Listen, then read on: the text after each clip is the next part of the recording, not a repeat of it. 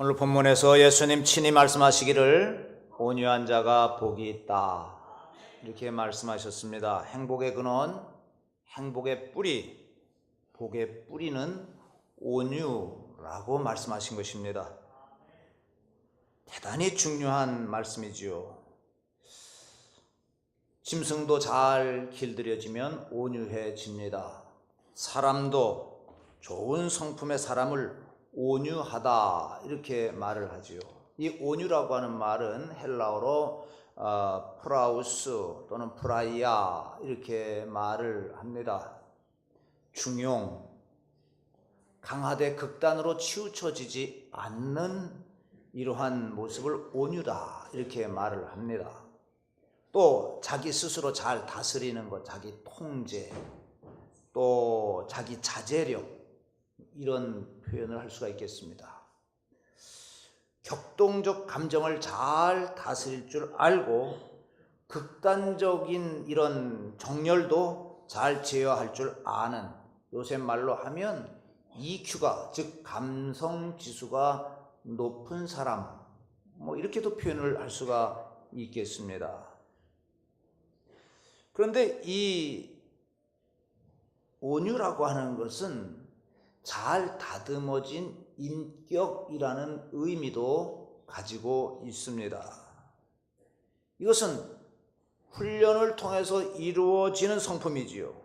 배우고 가르치고 또 명상하고 그리고 많은 사건 사고를 통해서 또는 실패를 거듭하면서 다듬어지고 훈련되는, 또 제자 훈련을 겪으면서 이 같은 성품에 도달하는 것입니다. 우리는 가끔 우리들의 성품에 대해서 타고난 성품이라 어쩔 수 없습니다 이렇게 말하는 경우도 종종 있습니다. 그러나 여기에 중대한 과오가 있어요.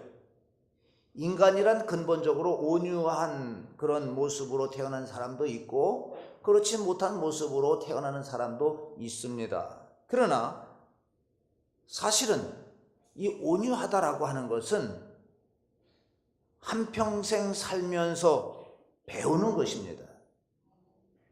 온유는 익혀가는 것임을 우리가 잊어서는 안 됩니다.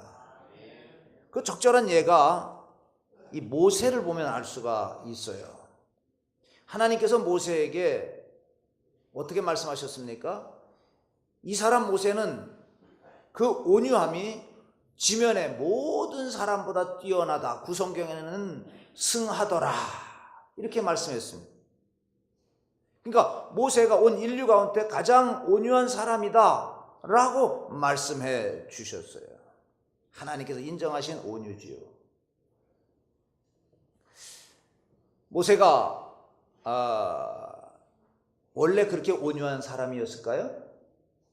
모세는 바로의 궁정에서 공주의 아들로 성장합니다. 40년 동안 그는 왕자로서 또는 세자로서 이 참 문무백관들에게 둘러싸여져 있었고 정치가들에게 둘러싸여져 있었고 그리고 온갖 당시에 탁월한 학문들은 다 공부하는 그런 사람이었습니다. 부귀영화를 누리면서 살았던 사람이에요. 하루는 거리에 나갔다가 마음에 안 드는 이 애굽 사람을 보고 쳐서 죽여버립니다. 그만큼 격한 사람이었습니다. 이게 바로 본래 이 모세의 모습이었습니다. 그러나 그는 이 일로 인해서 미디안 광야로 도망가게 되지요. 40년 동안 제사장 이드로 이 장인의 집에서 양을 치면서 보냅니다. 그것도 무슨 큰 기업도 아닌 그냥 조그마한 이 양치기를 하고 있는 겁니다. 40년 동안 아무 소망도 없이 기대도 없이 모든 것이 다 무너져 내린 그런 상태에서 처가살이를 하고 있는 것입니다. 그냥 목동이 돼버린 거예요. 이 40년 동안 그는 낮아지고 다듬어지고 다듬어졌어요. 광야에서, 사람도 없는 그 광야에서 양을 치면서 얼마나 낮아졌겠습니까? 마침내 그는 온유한 사람이 됐습니다. 이제 봅시다. 민수기 12장에 보면 역시 그도 인간인지라 어떤 연유에서 그랬는지 알 수 없지만은 자기 집에 있는 여종 에디오피아의 이 여종인 그 에디오피아 여자를 자기 아내로, 자기 제취로 그를 받아들이게 됩니다. 어디까지나 이것은 모세의 큰 실수였습니다. 막 하나님의 종 모세가 이방 여자를 아내로 삼았다, 뭐 비난이 솟구치는 거예요. 그 얼마나 많은 욕을 당했겠습니까? 특별히 누나되는 미리암은 정말 말할 수 없는 폭언을 퍼부었습니다. 이 같은 핍박과 어려움을 겪을 때 모세가 어떻게 겪었는지 성경에 기록이 없어서 모르겠습니다만 아마 모세는 그랬던 것 같아요. 죄인 보고 죄인이라고 그러는데 할 말 없는 거지. 잘못한 것을 잘못했다고 말하는데 그건 내가 뭐라고 말하겠냐? 크게 욕하든 핍박하든 난 할 말이 없는 사람이야. 어쨌든 잘 참고 견디었습니다. 온유했습니다. 이때 하나님께서 이 모세의 온유함을 보고 말씀하십니다. 온 천하에 모세만큼 온유한 사람이 없느니라. 하나님께서 그의 편을 들어주십니다. 하나님께서 그를 이스라엘 지도자로 세워주시는 것입니다. 이것을 잊지 말아야 됩니다. 온유함, 이렇게 다듬어지고 다듬어져서 이루어지는 성품인 것입니다. 온유함은 가꾸어지는 것이라는 사실을 잊지 마시기를 바랍니다. 모난 돌이 뭐 맞는다고요? 제가 철학적인 질문을 드렸나요? 어려운 질문을 했나 봐요. 모난 돌이 정 맞는다. 처음 듣는 말씀이세요? 모난 돌이 정 맞는다. 이래저래 많은 정 맞고 매를 맞고야 온유 겸손해진다 그 말입니다. 잠언 16장 32절에 보니까 노하기를 더디하는 자는 용사보다 낫고 자기 마음을 다스린 자는 성을 빼앗는 자보다 낫다. 성을 빼앗는 자보다 낫다 그랬어요. 온유한 사람, 그러니까 절대로 약자가 아닙니다. 가장 강한 사람이에요. 이것을 잊지 말아야 됩니다. 그 온유하다는 것은 뭐 얼굴을 뭐 이렇게 온유하게 표정을 이렇게 그런 뜻이 아닙니다. 그의 마음을 잘 다스린다는 뜻이에요. 예? 그 사람이 성을 빼앗는 용사보다 훨씬 더 강한 사람이다. 깔뱅은 아주 완벽주의자입니다. 강직한 사람이에요. 그가 이제 제네바에 가서 종교 개혁을 일으키고 제네바를 정말 하나님 나라로 만들어야 되겠다. 하나님 나라와 같은 도시로 만들어야 되겠다. 죄가 없는 도시로 만들어야 되겠다. 창녀들 다 몰아내고 그리고 수정꾼들 다 몰아내고 정말 깨끗한 도시를 만들어야 되겠다. 이렇게 아주 강력한 정책을 썼습니다. 그야말로 깨끗한 도시가 됐어요. 불의와 거짓이 없는 정말 깨끗한 도시가 됐어요. 그래서 심지어는 이 일을 추진해 나갈 때 사람들을 잡아다가 화형을 시키기도 했습니다. 처형을 했어요. 막 보는 데서 막 불태워 죽이기도 했어요. 이놈 문제다! 태워 죽여버렸어요. 이게 너무 강하다 보니까 이제 제네바 의회에서 문제가 됐어요. 야, 이거 너무 강한 거 아니냐? 이거 깔뱅 선생의 이 성격, 이 정신도 좋고 추진하는 것도 좋긴 한데 이거 너무 강하다. 이거 어떻게 할 거냐? 이거 너무 도시가 삭막해진다. 그래서 의회에서 결의를 했습니다. 깔뱅 선생을 추방하자. 추방했어요. 그때 이 깔뱅 선생은 그냥 아무 말도 안 하고 그냥 어디로 가냐면 스트라스부르크로 갑니다. 거기서 친구가 목회하는 데 가서 부터 같이 목회함세 하고 거기서 부터 목회하는 거예요. 그러면서 집필 활동을 하는 겁니다. 3년 정도 지났어요. 그 제네바가 어떻게 됐을까요? 다시 타락한 도시로, 말할 수 없는 타락한 도시로 되돌아가는 것입니다. 그러니까 의회에서 가만히 보다, 야, 이게 어떻게 된 거냐?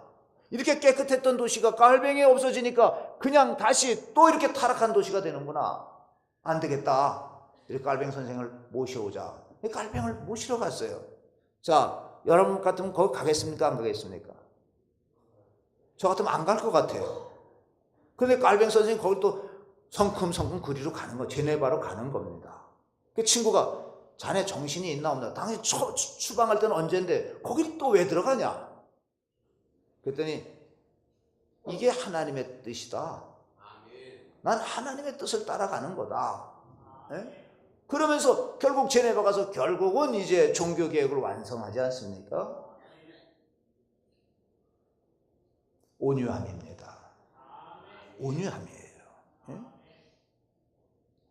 온유하다는 것은 자기의 사사로운 감정이나 인간적인 격정 같은 것 다 불식하고 오로지 주님의 뜻에 조용히 순종하는 것입니다. 그게 온유예요. 이 온유라고 하는 말은 프라우테스라고도 말을 합니다. 이건 뭐냐면 배우는 자세, 겸손히 듣는 자세, 듣고 싶고 또 받아들이고 싶어하는 그 마음, 이 마음을 온유함이라는 말로 표현합니다. 듣는 마음, 배우는 마음. 항상 자기의 연약함과 무지함을 알고 나는 꼭 배워야 한다. 더 필요하다. 그렇게 생각하는 거예요. 이 수학하고자 하는 마음, 배우고자 하는 마음, 듣는 자세, 이게 온유함입니다. 뭐 저 잘났다고 하는 사람 남의 말 안 들어요. 제 소리만 하려고 하는 것입니다. 학교에서는 누구의 말을 들어야 돼요? 예? 이 말은 또 쉬운 질문이었나 보네요. 다 대답이 나오는 거. 학교에서는 선생님 말씀을 들어야 돼요. 교회에서는요? 대답을 안 하시네, 그 부분에 대해서는. 교회에서는요? 하나님의 말씀 들어야죠. 누굴 통해서 듣습니까? 예, 교회에서는 목사를 통해서 배우는 거예요. 예? 목사를 가르치려고 하면 안 됩니다. 목사에게 배우는, 교회에서는 목사에게 배우는 거예요. 예? 내 소리만 하려고 하면 불행해지는 거예요. 자기 발전이 없어요. 언제나 마음을 열고 듣는 자세를 가져야 되는 것입니다. 이것이 온유함입니다. 우리 교회 총각들이 좀 있지요. 또 처녀들이 좀 있어요. 그죠? 우리 총각들 어떤 처녀들 원하세요?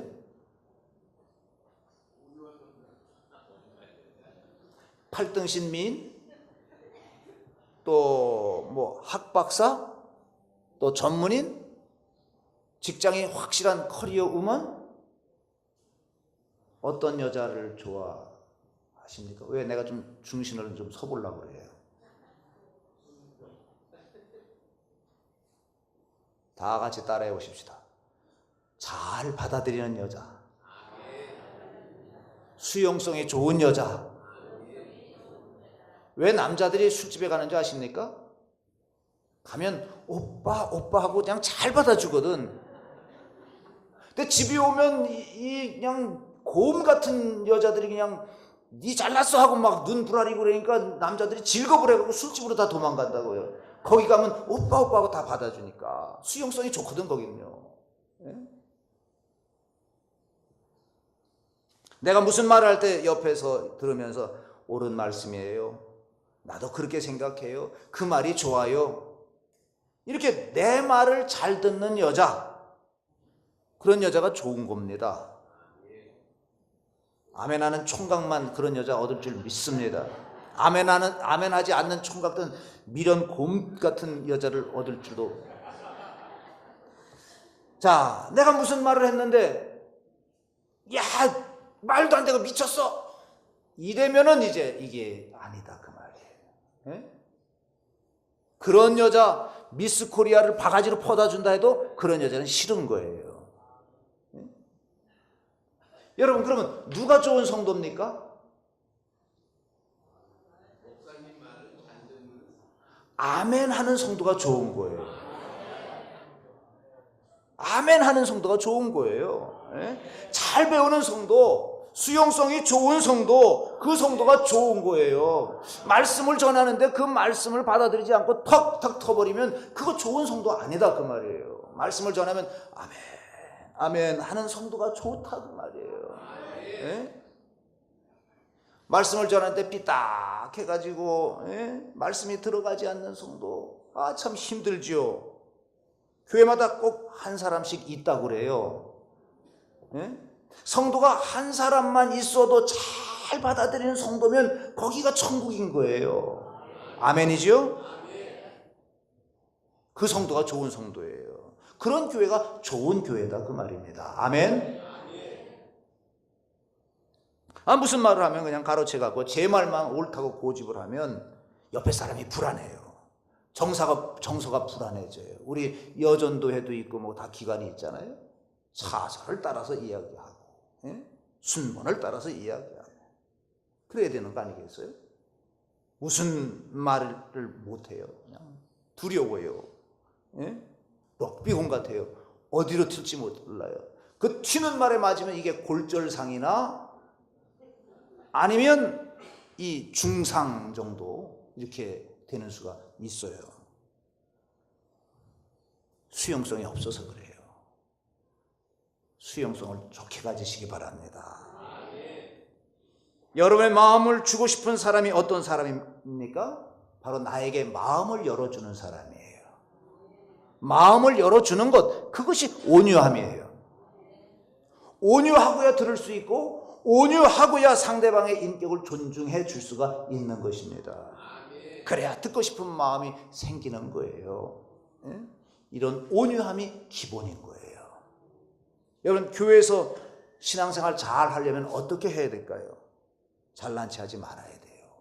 뭐 잘난 체 해봐야 거기가 거기 아닙니까? 상대방을 업신여긴다면 그 신통치 않은 사람과 같이 은혜 생활하기가 어렵다 그 말이에요. 피장파장이에요. 제가 요즘 늘 그런 얘기를 그냥 이 예화를 들잖아요. 여자 중년 되면 어떻게 된다고요? 아니요. 여자 중년 되면 똑같이 아름다워져요. 다 같이. 여자는 중년 되면 미가 평준화된다.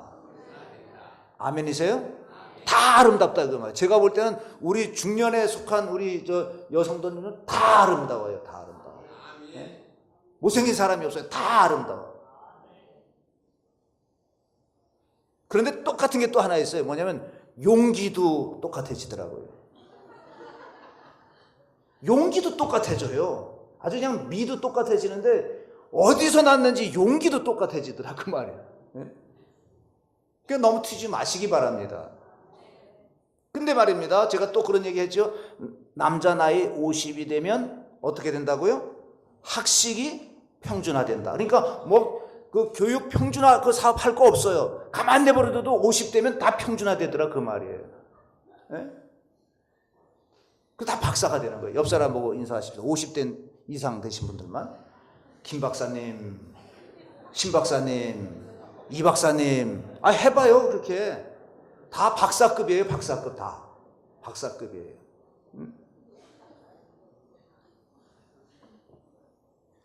다 박사라니까요. 그러니까 뭐 괜히 어색하게 남 깔아뭉기면서 자기 의시되려고 하면 그거 아주 볼품이 사나워지는 거예요. 다 박사다 그 말이에요.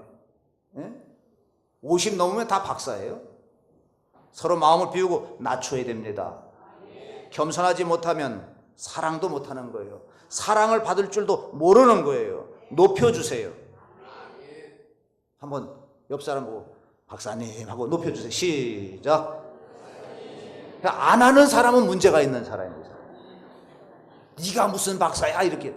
아니요, 박사예요. 박사. 다 시작. 박사님. 박사예요.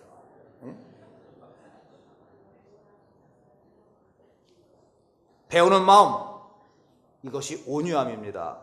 저도 끊임없이 배워요.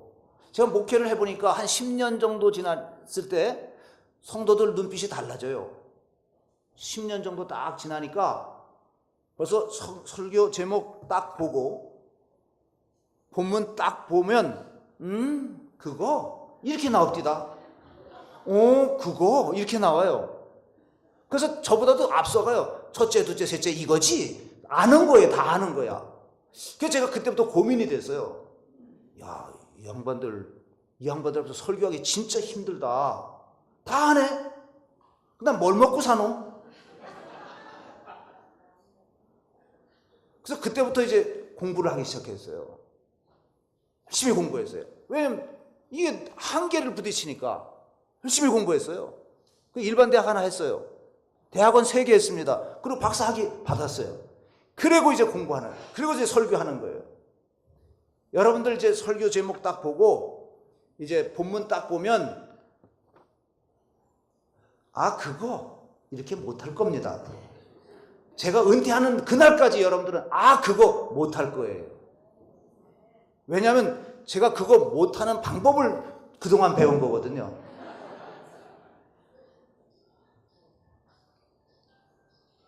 현대 목회에서 배우지 않으면, 목사가 공부하지 않으면 성도들이 그거 이렇게 나옵니다. 그러면 그때부터 목사 설교가 달라져요.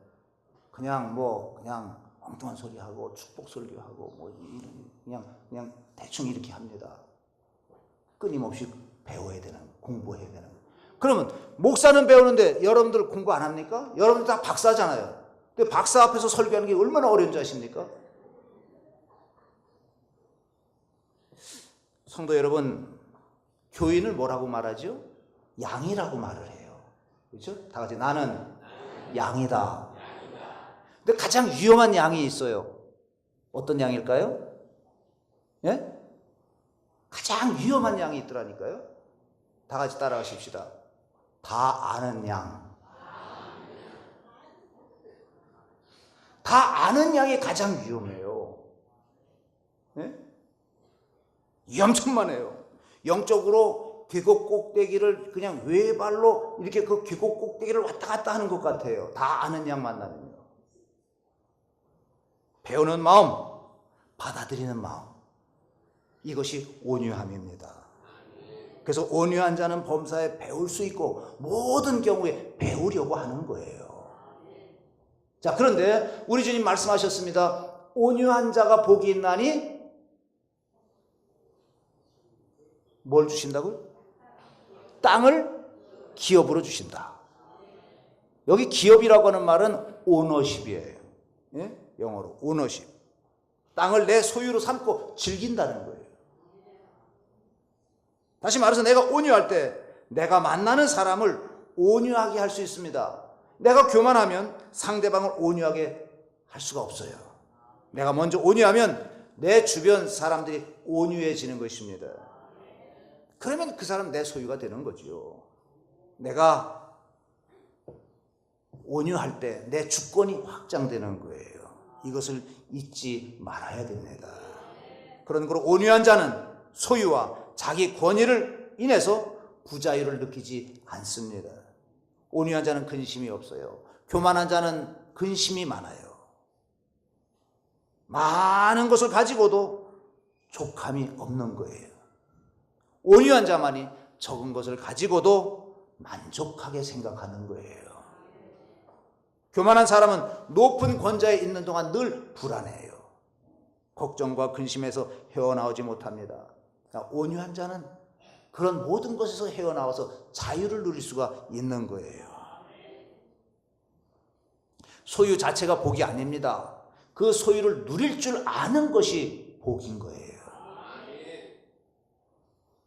그것은 온유함으로 누릴 수 있는 거죠.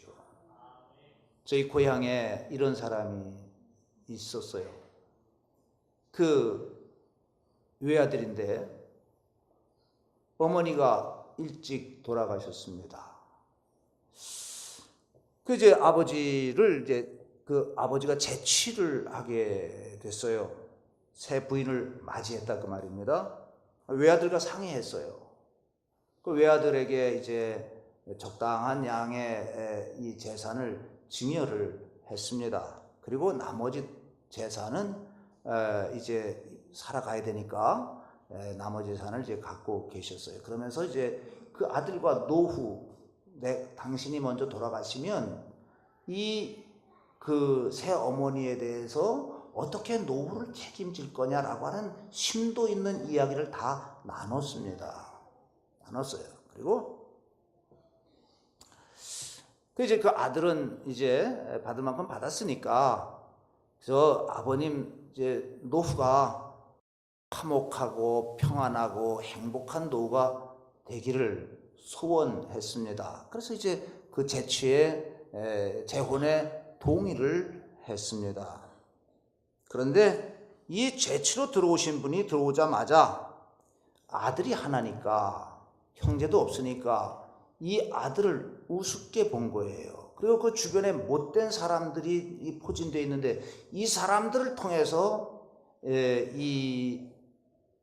그 외아들이 그 집에 들어오는 것을 아주 여러 가지 방법으로 못 들어가게 만들었어요. 그 아들이 이제 아버지 뭔 일 있으면 바깥에서 만나서 이야기를 하고 회포를 풀고 이렇게 됐습니다. 여차 시간이 지나서 이 아버지가 돌아가셨어요. 근데 이 아들이 이제 집으로 들어가는 거죠. 들어갔더니 이제 새 어머니 되신 분이 이 모든 재산을 다 내 거다 그러면서 법으로 하겠다는 거예요. 그러니까 다시 말하면 이제 지분 가지고 이제 법적인 문제를 얘기했어요. 근데 이 아들이 뭐라고 얘기했냐면, 그렇게 하시지요. 그렇게 정말 원하신다면 그렇게 하시지요. 라고 얘기를 했습니다. 그래서 공동명의를 해버리고 말았어요. 그런 사실은 그 외아들은 이분이 행복하게 가정만 화목하게 해주면 자기는 받을 만큼 받았으니까 이 모든 것을 이분 노후의 삶으로 이어줘야지, 이런 생각을 늘 하고 있었는데 오자마자 가정이 풍비박산되고 어렵고 그냥 막 아버지와 아들 사이에 어려운 문제 생기고 가정에 그냥 평안할 날이 없고 그런 세월을 보냈다 이 말이에요. 만약에 그 새로 들어오신 분이 그냥 외로운 가정에 참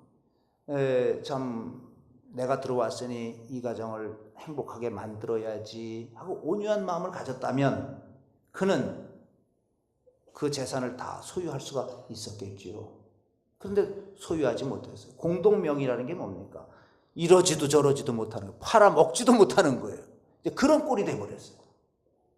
아쉬운 거지요. 여러분, 마음이 온유한 자가 땅을 차지한다 그랬어요. 예? 마음이 온유한 자가. 아담과 하와에게 하나님께서 땅을 차지하라고 통치권, 다스리는 즐거움을 주셨습니다만은 그러나 그들은 교만함으로 이 권리를 빼앗겼습니다. 좀 더 우리 구원사적인 관점에서 본다면 땅을 차지한다는 말은 영원한 하나님 나라 천국을 소유한다는 말씀과 동일한 말씀인 것입니다. 온유한 자가 복이 있습니다. 결국은 가나안 땅, 하늘나라를 소유하게 되겠다 하는 말씀입니다. 우리 신앙의 뿌리, 우리 인격의 뿌리는 바로 온유함이 되어야 되고 교회 생활의 뿌리는 바로 온유함이 되어야 되는 것입니다. 온유 그 자체가 복인 거예요. 하나님께서 주시는 선물인 것입니다. 여러분 시련을 당하고 있습니까? 어려움을 당하고 있습니까? 역경을 당하고 있습니까? 이것이 바로 여러분들을 온유하게 만들어가는 과정임을 깨닫고 하나님의 뜻입니다. 하나님의 뜻에 순응해 갈 수 있는 이러한 온유한 성품으로 만들어가는 여러분들이 되시기를 주님의 이름으로 축원합니다. 하나님 아버지 감사합니다. 은혜 주셨습니다. 아버지 오늘 우리들 온유한 모습으로 주님 앞에 나아가기를 원합니다. 아버지 그래서 오늘 우리들 참으로 땅을 차지하는, 땅을 기업으로 차지하는 이러한 백성들이 되게 하여 주옵소서. 우리 천광의 모든 식구들은 온유한 하나님의 백성들로 살아가도록 성령이여 저들 가운데 임재하여 주옵소서. 예수님의 이름으로 기도하옵나이다. 아멘.